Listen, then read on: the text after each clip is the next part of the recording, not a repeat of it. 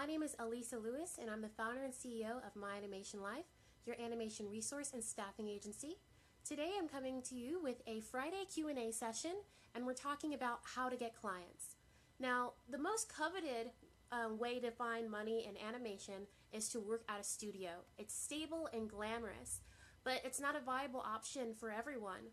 So taking on clients is something that is more accessible for people who are looking for money immediately or who want to live a life where they are on their own schedule and they can potentially make a lot more money than they ever could imagine working at a studio. Let's talk about some ways that you can get clients. Now, there are four main ways, and that's to go after them, have them brought to you, them go after you, or to have an accidental occurrence. I'm going to touch on a lot of these ways in my tips on how to get clients. So there are some basics before you even start, and that is to define your service and your client. So before you even decide I'm going to become an independent contractor, you need to know what you're going to provide people. Will it be straight animations? Will it also be illustrations? Will you be editing? When you define what kind of skills you have, what medium animation you're going to use, then you'll be able to create something called a service list. And that's what you're going to tell people when they ask what you can provide for them. You also need to identify your perfect client. Is it someone who is looking to make a medical animation? Is it someone who's working on a coloring book? Is it someone who doesn't understand the industry and needs consultation? When you know who your perfect client is, then you can start identifying how to go after them. You'll need to know where your client hangs out, why they need someone of your skill set, and how much they're willing to pay for those services. The next thing you're going to need is a portfolio. You need to be able to prove to someone that you can do the work. Now, it's a little bit of a catch-22 because you need a portfolio to show clients that you can do work, and you also need clients to create a portfolio. If you're ever in this situation, what you can consider doing is making a smaller portfolio that leads up to something that you can be more proud of in the future. So start with small projects. You can even work on free things that your friends may have. If you have a family member or someone in the community, someone you trust won't string you along on a project, you can do a project for them. The only thing I sincerely recommend is that when you do projects, especially for free, you make sure it's a project that reflects your skill sets, something that's going to highlight your skills so that a client in the future will want to hire you for that.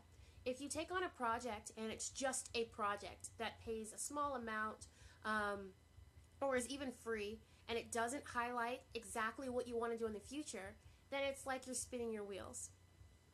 The next thing you're going to need to do is to create a presence, one that's visible and easy to find.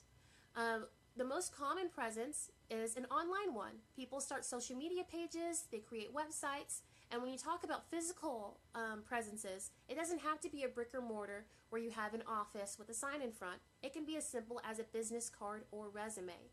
When you're finding clients, you're going to need some way for them to contact you. Most people nowadays don't memorize people's names and contact information. So if you have some sort of leave behind like a business card or a site that is named with something that's memorable or catchy, then it'll be a lot easier for people to find you later on. One tip when it comes to making an online presence is to include your service. So as an animator, you could say Susie's Animations or Animator Susie, or you could say Susie and then have some sort of subtitle that lets people know that you are an animator. One thing that people often overlook is finding a partner.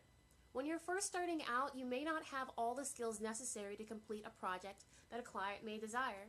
So finding someone who edits when you animate or who illustrates when you animate, something that a client can have as a package, is a good way to get more clients. If you were to have a client in front of you and they asked you for a project that was above your skill set, simply having more hands on deck would not only ensure that you can complete the project, but would ensure that you'd have a more professional result in the end, and that would be a stronger piece for your portfolio. Now let's talk about the ways that you get clients. Let's talk about the most gushy one, and that is going after them. The first way you can go after them is the simple way, and that is networking. That's going to events and meeting people who potentially have projects that you could work on. Those people could be from your existing contact list, that could be from you going to a family gathering and meeting people, or it could be people who are on your friends list. Maybe they're more distant, like within an organization. And the most popular way is to just go to events for people in that industry. So if I want to make medical animations, I need to go to a dentist convention or a doctor convention so that I can meet doctors and pitch to them the fact that I do animations. I could also go to job boards. Now there are several job boards that will list projects that are long-term or temporary for you to work on. And I don't want you to be shy away from jobs that say full-time, because even if you're working full-time for someone, they are still your client. They are expecting you to come professionally and provide a service for a certain set of dollars. Some great job board sites you should look at are Animated Jobs and Indeed. Those are two extremely popular ones.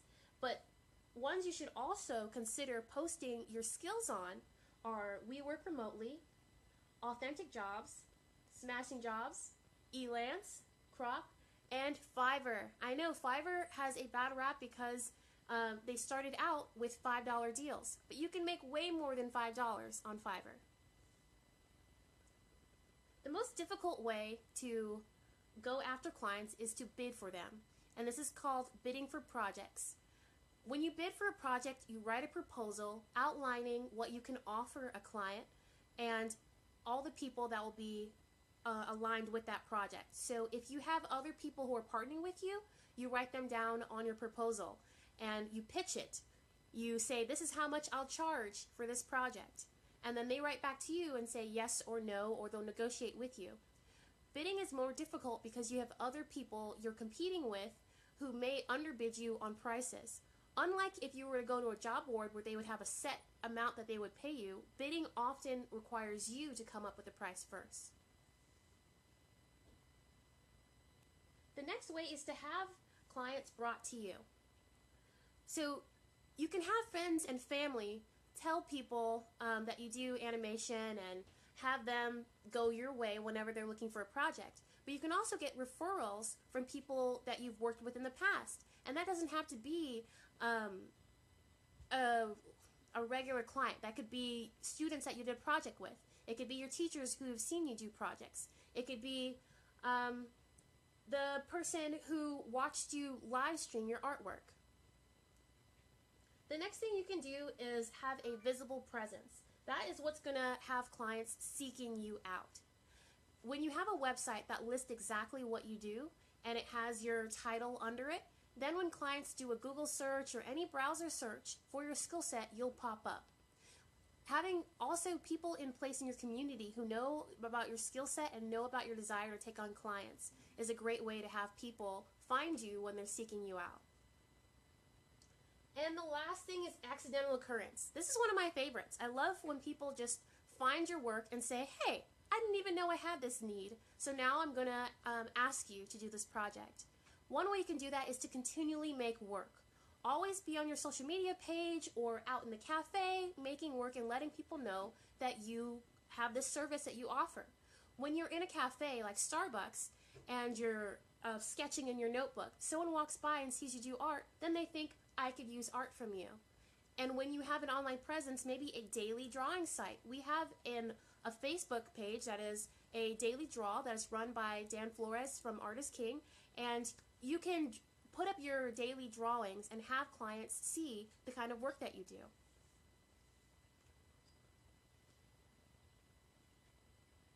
If you're ever having difficulties finding clients, I suggest talking to other independent contractors. Talk to people who are in the same situation as you and see how they're overcoming.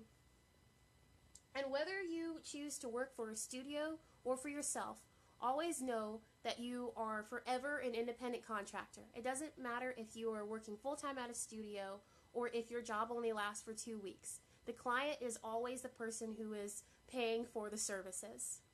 If I've left anything off, or if you have another suggestion, please leave it in the comment section below so that I can share it. And if you'd like to submit a question for next Friday's Q&A session, just email myanimationlife@gmail.com. See you later!